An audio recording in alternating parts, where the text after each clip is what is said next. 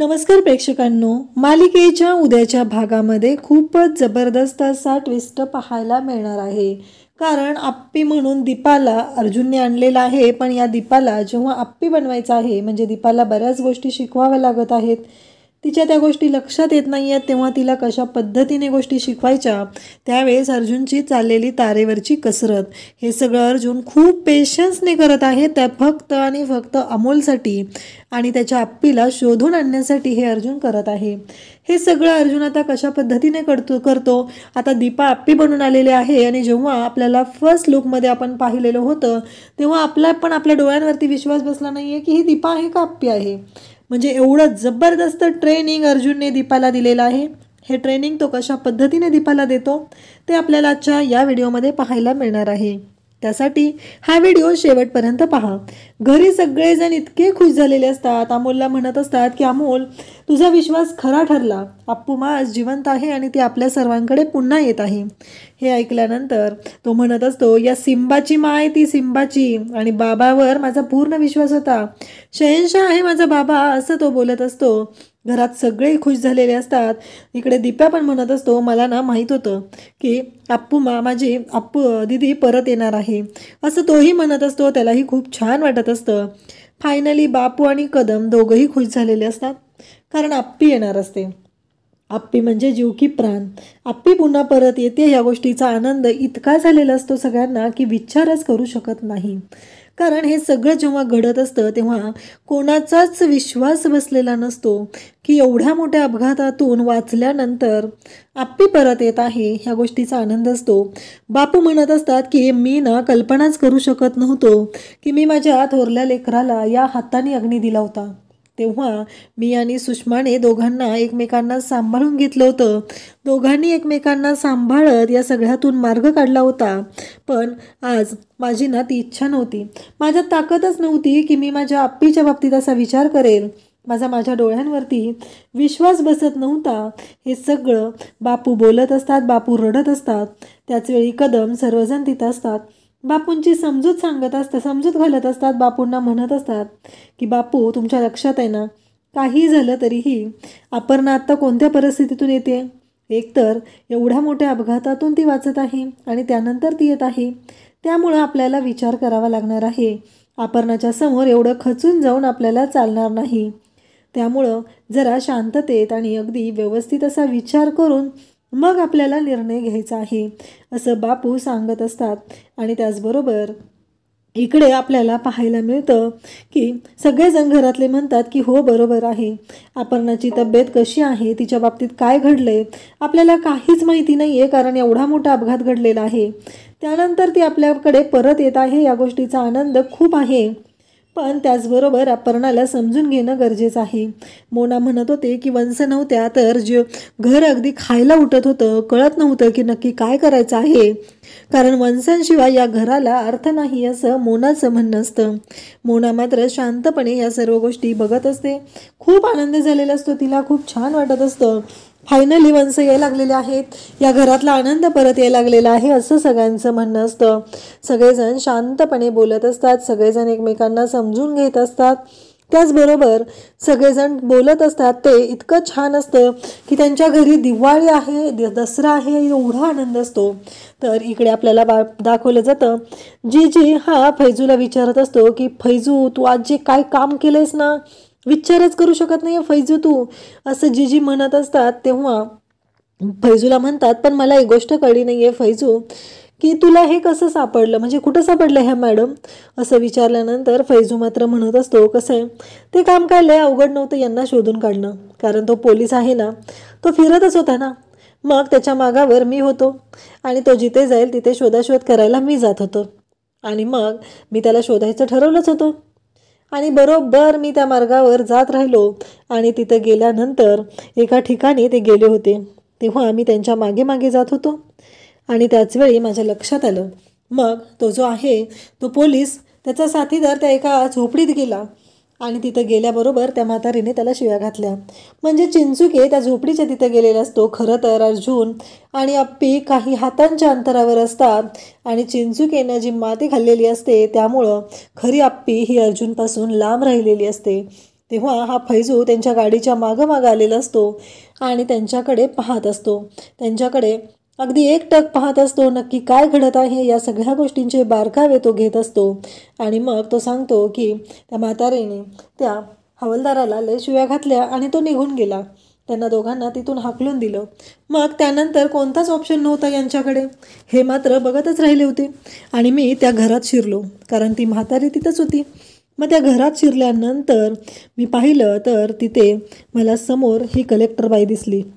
ह्या कलेक्टर बाईला जेव्हा मी पाहिलं तेव्हा तिच्या अंगावरती जखमा झालेल्या होत्या. तिचा हात मोडलेला होता, तिचा पाय मोडलेला होता. तिथं ती बाजूवर झोपलेली होती.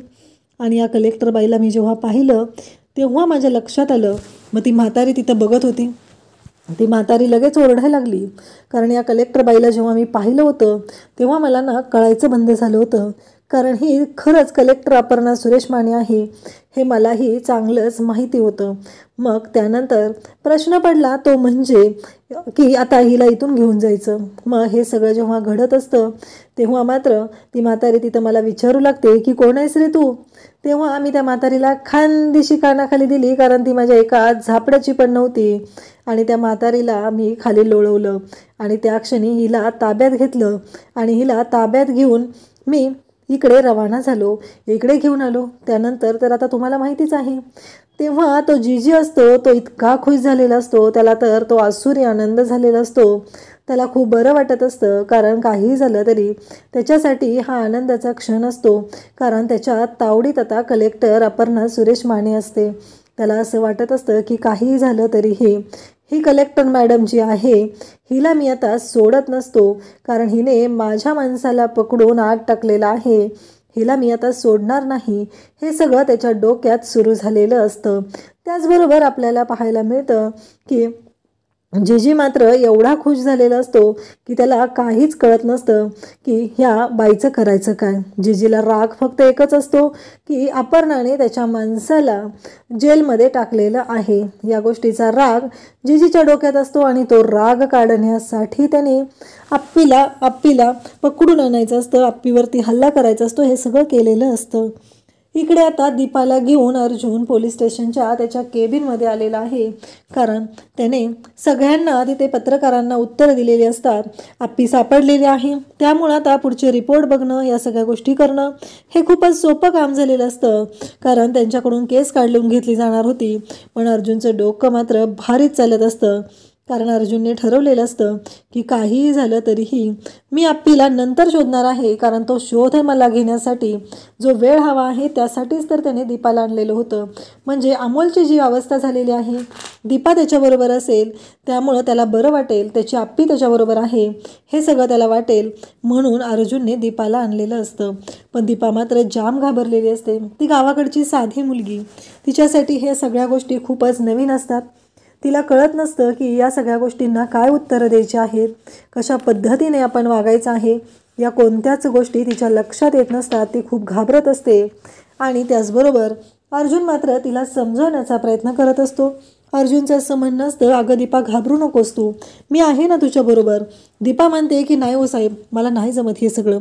तुम्हाला वाटतंय तेवढं सोपं नाही हो हे सगळं, कारण दीपासाठी ह्या गोष्टी खरंच वाटतात तेवढ्या सोप्या नसतात. परंतु अर्जुन तिची समजूत घालत असतो, तिला सांगत असतो काळजी करू नकोस तू, सगळं व्यवस्थित होईल असं तिला समजून सांगत असतो. परंतु दीपा मात्र ऐकायलाच तयार नसते. ती म्हणत असते की नाही साहेब, मला नाही जमणार, हे मला जायचं इथून. तेव्हा अर्जुन म्हणत असतो, असं काय करतेस ग तू, तुझ्या लक्षात का येत नाही आहे. तेव्हा दीपा म्हणत असते, हे बघा साहेब, मला ना काही जमणार नाही आहे, मी काही करू शकणार नाही. दीपाचे हेच सुरू झालेलं असतं. अर्जुन म्हणत असतो, तुला किती वेळा समजून सांगू मी, असं काय करतेस तू, तुला माहिती आहे का. तू अशी बसलेली आहे दीपा अर्जुनच्या केबिनमध्ये, जे कपाट असतं त्या कपाटावरती चढून बसलेली असते आणि तिचा धुडगूस तिथं चालू असतो. त्या कपाटावरच्या सगळ्या फाईल खाली पडलेल्या असतात. अर्जुन म्हणत असतो, अगं असं नको बसू, कोणी पण येते माझ्या केबिनमध्ये. अर्जुन कावराबावरा होतो, जाऊन पटकन त्या केबिनचा दरवाजा बंद करतो, कारण दीपाबरोबर त्याला बोलायचं असतं. तो दीपाला म्हणतो, तुझ्या लक्षात येतंय का, आत्ता तू सगळ्या पत्रकारांसमोर सगळ्यांसमोर सांगितलेलं आहे की तू कलेक्टर अपर्णा सुरेश माने आहे म्हणून, आणि आत्ता जर तू त्यांना जाऊन सांगितलं की मी कलेक्टर अपर्णा सुरेश माने नाही आहे, मी दीपा आहे, तर काय होईल तुझ्या लक्षात येतंय का.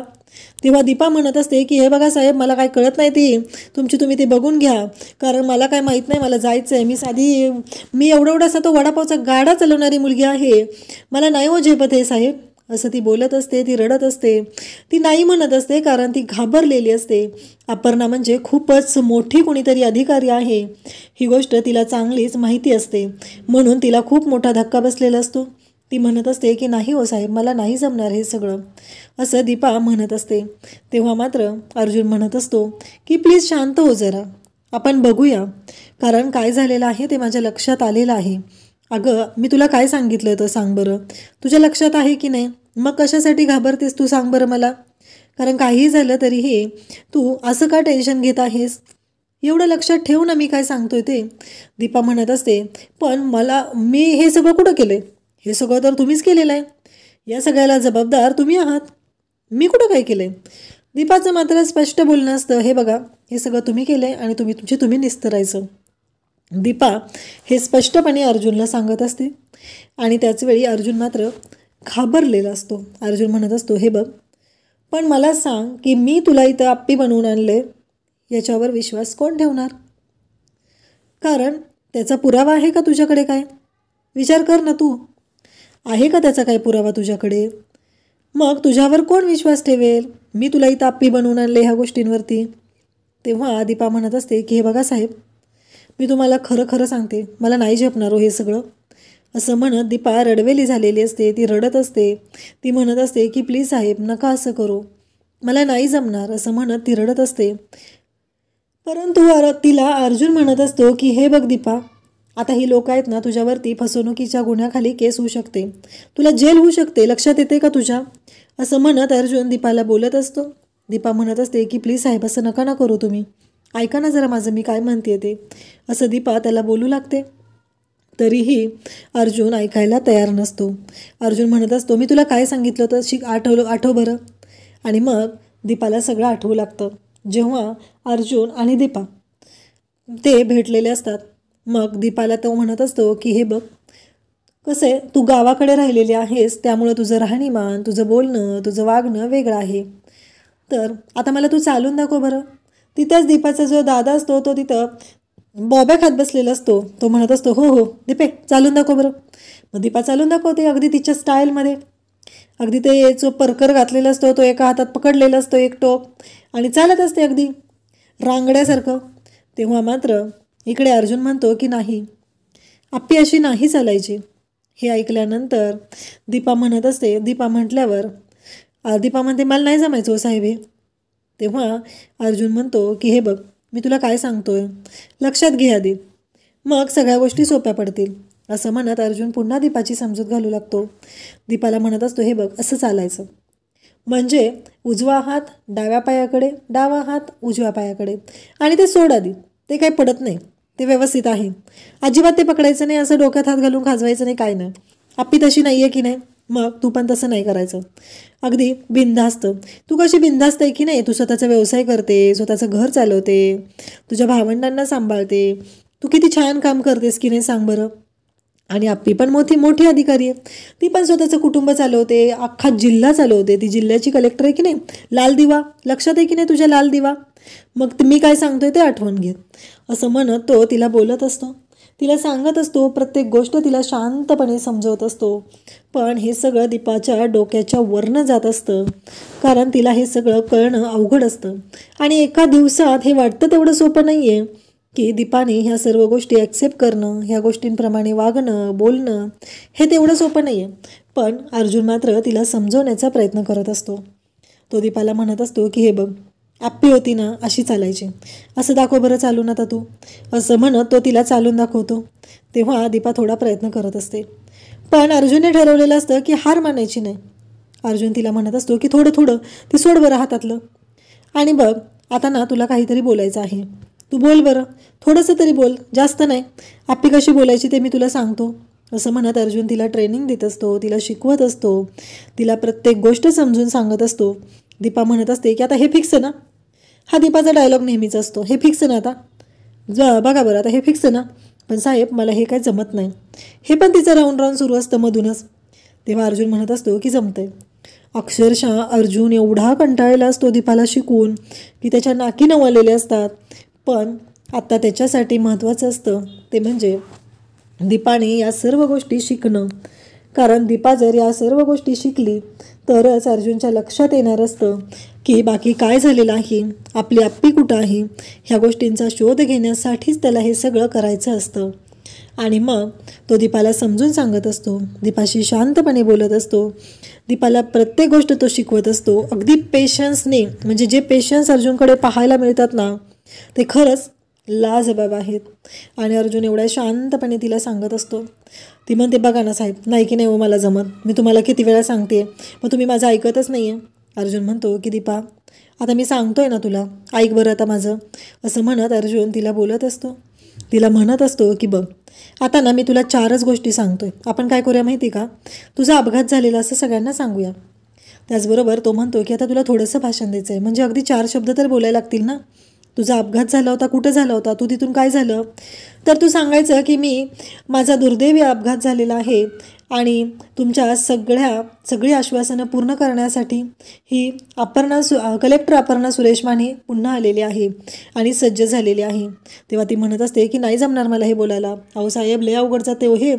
आणि मग अर्जुनने तिला आठवण करून दिलेली असते. फायनली अर्जुन आणि दीपाचं हे ठरलेलं असतं की बरं जाऊ दे, काही नाही आहे की नाही, आता आपण असं सांगूया. अर्जुन म्हणत असतो की मी सगळ्यांना असं सांगतो की तुला काही आठवत नाही आहे आणि तू अजून तुझी तब्येत ठीक झालेली नाही. बाकी सगळं काय बोलायचं, पत्रकारांशी बोलायचं, लोकांशी बोलायचं, ते मी बोलतो. आता अर्जुन आणि दीपा या दोघांमध्ये हे बोलणं चालू असतं आणि दीपाला ते सर्व आठवतं. कारण अर्जुनने तिला सांगितलेलं असतं की तू काहीच बोलायचं नाही, सर्व गोष्टी मी बोलतो, तू टेन्शन घेऊ नकोस, असं अर्जुनने तिला सांगितलेलं असतं. आणि दीपा मात्र म्हणत असते की ठीक आहे. अर्जुन तिला समजून सांगत असतो की हे बघ, हे आपल्या दोघांमध्ये ठरलेलं आहे आणि ह्या गोष्टी आपल्या दोघांनाच माहिती आहेत, त्यामुळं तुला हे करावं लागणार आहे. ऐक ना तू जरा. अगं तुझ्या लक्षात कसं येत नाही आहे दीपा, मी तुला एवढं समजून सांगतोय ना, तू ऐकत का नाही आहे दीपा, असं अर्जुन तिला म्हणत असतो. परंतु दीपा पण हट्टाला पेटलेली असते, ती नाही अर्जुनला म्हणत असते. आणि शेवटी अर्जुन म्हणतो की हे बघ कसं आहे, हे आपल्या दोघांमध्ये ठरलेलं आहे, मी तुला जे काय सांगितले ते फक्त मला आणि तुलाच माहिती आहे, तुझ्याकडे तर पुरावा काहीच नाही आहे. आणि मग दीपा तयार होते. अर्जुन म्हणतो की तू शांत राहा, फक्त काही नाही करायचं तुला, फक्त आणि फक्त शांत राहायचं आहे, असं म्हणत अर्जुन दीपाची समजूत घालत असतो. आणि इकडे चिंचुकेंचा आवाज येतो, साहेब येऊ का. आता चिंचुके आत यायला निघालेला असतो. दीपा आणि अर्जुन तिथेच असतात. तेव्हा चिंचुके म्हणतो की खरंच मी काय सांगू तुम्हाला मॅडम, तुम्ही सापडला, खरंच खूप भारी झालेलं आहे, विचारच करू शकत नाही आहे मॅडम, खरंच मला खूप आनंद झालेला आहे. आणि साहेब तुम्हाला पण मानलं पाहिजे, तुम्ही मॅडम ना पुन्हा शोधून घेऊन आलेला आहात. आर्याच्या मनात मात्र अनेक शंका चालू असतात. आर्या म्हणत असते की मला काहीतरी विचारायचं आहे मॅडम, कारण तुमचा अपघात ज्या ठिकाणी झाला तिथे मी आणि स्वप्नील सरांनी तुम्हाला खूप शोधलं होतं, पण आम्हाला काही तुम्ही तिथे दिसला नाही, नक्की काय झालेलं होतं, असं आर्या विचारत असते. तेव्हा आर्या संशयास्पद नजरेने पाहत असते.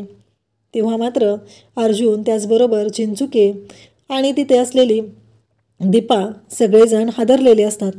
तेव्हा अर्जुन म्हणतो की हे बघ आर्या, एकतर ना अपघातानंतर 2 दिवस आप्पी बेशुद्ध होती आणि तिला काहीही आठवत नाही, आता तू तिला नको ते प्रश्न नको विचारूस, असं म्हणत अर्जुन हा आर्याला शांत करत असतो.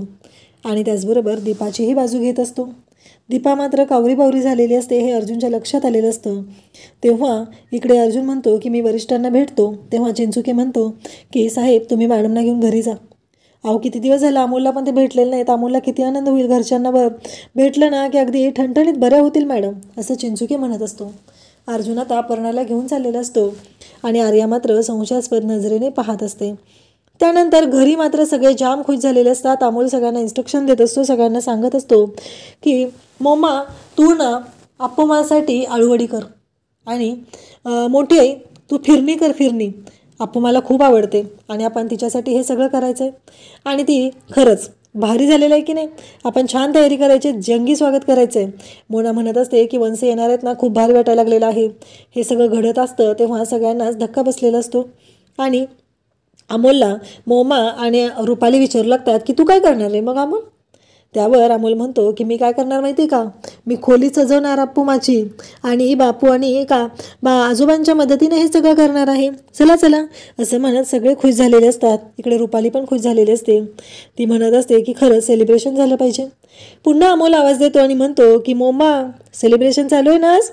आणि मग इकडे दीपा म्हणत असतो की मी बाहेरच्या डेकोरेशनचं बघतो, म्हणजे आप्पीचं स्वागत जंगी करायचं असं सगळ्यांनी ठरवलेलं असतं. अशाच अपडेटसाठी चॅनलला सबस्क्राईब करा. थँक्यू.